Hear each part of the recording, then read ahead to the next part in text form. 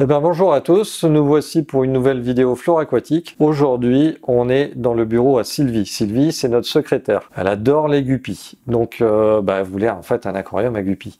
Donc, on a décidé de tout simplement d'en faire un. Alors, je crois que ce volume est de 80 litres, mais on va lui faire quand même un décor un petit peu sympa. J'ai déjà pris un petit peu d'avance. Ça fait une dizaine de jours que l'aquarium tourne. On n'a pas eu le temps de mettre des plantes et de filmer avant, donc on le fait aujourd'hui. C'est vrai que normalement, on doit planter les plantes avant de mettre en eau. C'est pas une règle absolue. Et on va vous le prouver, on va faire l'implantation des plantes aujourd'hui avec l'aquarium déjà en eau. Ce qu'on va faire, c'est qu'on va avoir des images, un plan serré en fait sur l'aquarium, on n'a pas besoin de me voir. Et en même temps, moi je vais vous expliquer ce que je fais, quelles plantes je mets, pourquoi je les mets à tel endroit, etc.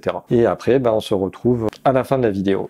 Allez, alors c'est parti, je vais attaquer donc par l'arrière-plan. Donc on va commencer sur cette zone-là. Alors, je suis désolé, ça va peut-être faire un petit peu vidéo ASMR, mais c'est à la mode. Donc, pourquoi pas, hein. Donc, je vais commencer par des rotalas. Donc, je vais déplacer l'éclairage pour faire un peu plus de place. Et c'est parti. Ce sont des rotalas qu'on a prélevés dans le bac à discus.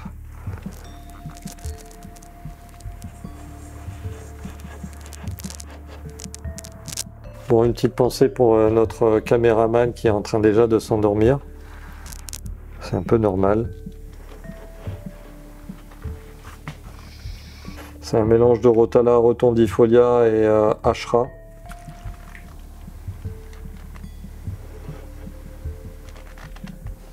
Je les plante par 2 ou par 3. Ça va apporter un petit peu de couleur au bac.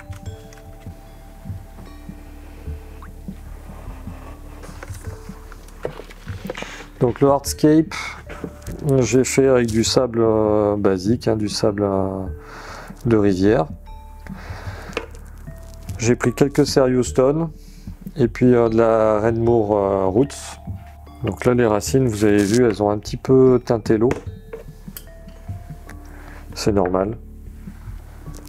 Il faut qu'elles dégorgent un petit peu. Donc un petit peu avant d'introduire les poissons, je ferai un changement d'eau et je mettrai peut-être un petit peu de charbon actif dans le filtre, histoire de pomper un petit peu les tanins.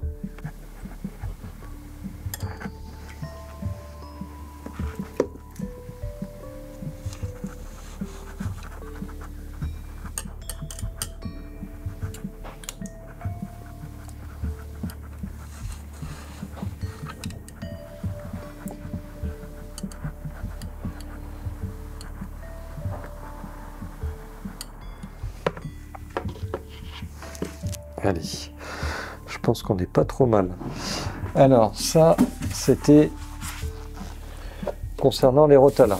Maintenant, on va passer à de la cryptocorine Wentimioya. Alors c'est une cryptocorine de couleur un petit peu rouge. Là, je prépare le pot. Alors là, comme elles sont cultivées en serre, elles ont une forme émergée, c'est-à-dire une forme aérienne. Et une fois qu'elles auront commencé à se développer dans l'aquarium, elles vont avoir une forme aquatique. Alors avec le pot, j'ai réussi à faire 5 plants donc à mettre dans le sol. Donc là aussi, on va chercher à faire un petit bosquet coloré.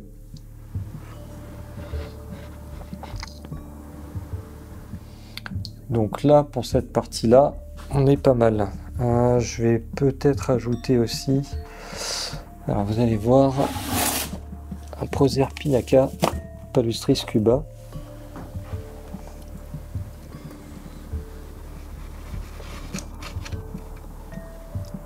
Hop.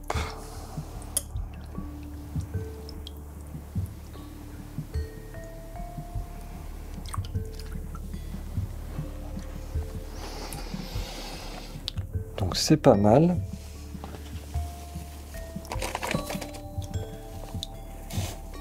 Je vais mettre un petit peu de cryptocorine parva.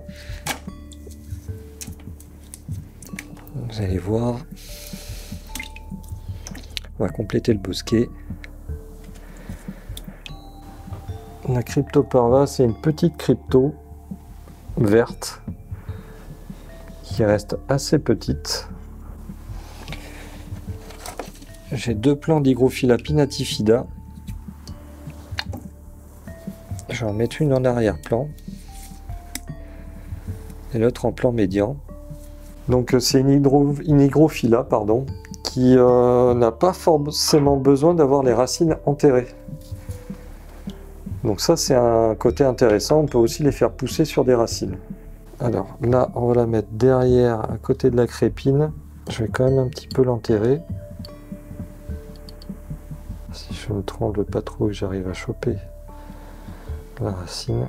Voilà. Ensuite, je vais m'attaquer au plan médian. Donc là, on va disposer les anubias et on a aussi des bucéphalandras. Donc on va commencer par les anubias. Alors je ne sais pas si vous avez remarqué, mais la racine, quand vous introduisez une nouvelle racine comme ça, non seulement elle libère du tanin dans l'eau, mais elle a tendance aussi à développer des moisissures. Donc là, les moisissures commencent, c'est normal, il ne faut pas s'affoler, hein, c'est pas le bas qui pourrit ou quoi que ce soit. Ça fait partie du cycle normal. Donc soit vous mettez des crevettes de type japonica, soit vous mettez quelques petits escargots genre Neritina. Et ils vont directement s'alimenter de cette moisissure et on va vous en débarrasser, mais en 2-3 jours, même pas. Hein. Donc ça va super vite. Donc là, je vais le faire plutôt à la main.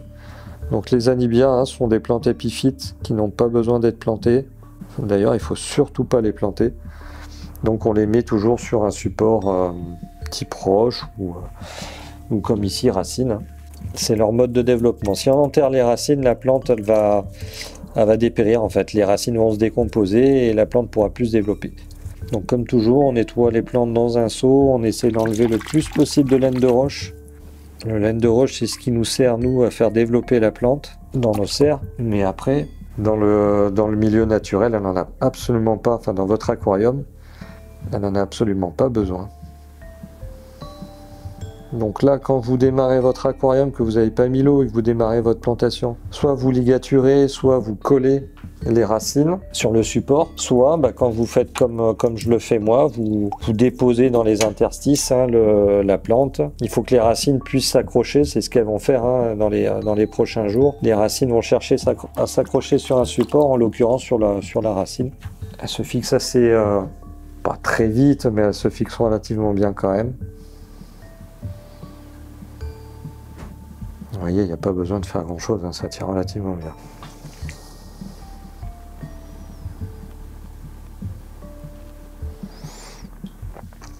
On va mettre maintenant de l'ananas var petite. Alors pour faire ce type d'aquarium, il n'y a pas besoin d'être un pro en aquascaping, il faut laisser travailler son imagination. Et puis en principe, on arrive à faire des trucs relativement sympas. Là, je vais glisser dans les interstices des cailloux. L'avantage de la Cerio, c'est qu'elle est assez découpée comme pierre. Donc ça permet d'intégrer des racines dedans, tout simplement.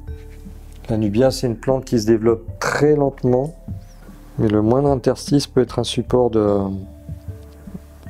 d'implantation de la plante, en fait. Vous voyez, là, il y a un creux. Hop. Bon, la bucéphalandra, c'est pareil, c'est une plante épiphyte. Donc elle a juste besoin d'être coincée ou ligaturée. On a perdu notre caméraman. Si on entend ronfler, je le réveille. Alors ce que je vais faire quand même, c'est que je vais mettre quelques mousses.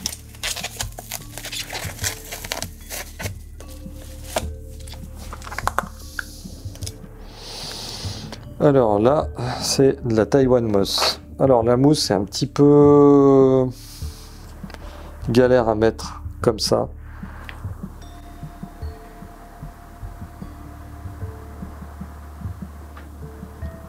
Parce qu'elle a tendance à vouloir se balader assez facilement. Je vais pas abuser.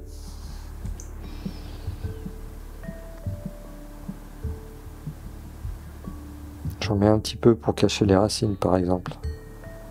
Le problème des mousses, c'est que selon leur développement, elles ont tendance à vouloir masquer les autres plantes, ce qui n'est pas du tout l'objectif. Alors, qu'est-ce qu'il me reste? J'ai un Microzorum Pteropus Trident. C'est un pied mère. Je ne vais pas utiliser tout le pied. Et on va le mettre quelques brins par-ci par-là. Alors c'est pareil, c'est pas une plante à croissance rapide. C'est toujours une plante épiphyte. Donc elle n'a pas forcément besoin d'être plantée. Mais je vais quand même laisser une chance à la Pinatifida.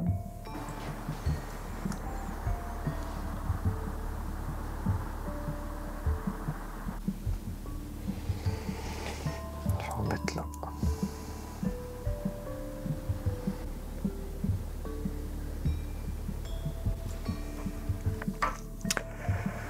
Alors on va voir un peu le rendu. Donc maintenant il faut que les plantes se développent un petit peu. Notamment les plantes à croissance rapide comme les Rotala. Les cryptos, il faut leur laisser prendre racine. Après, ils vont se développer. Non, on n'est pas trop mal. Eh bien, j'espère que cette vidéo vous a plu. Comme d'habitude, on se retrouve le mercredi et le dimanche soir à partir de 18 h. N'oubliez pas les aventures d'Alex avec sa petite semaine et ses petits travaux intensifs. Voilà. Donc, il n'y a plus qu'à vous souhaiter une bonne soirée et à bientôt.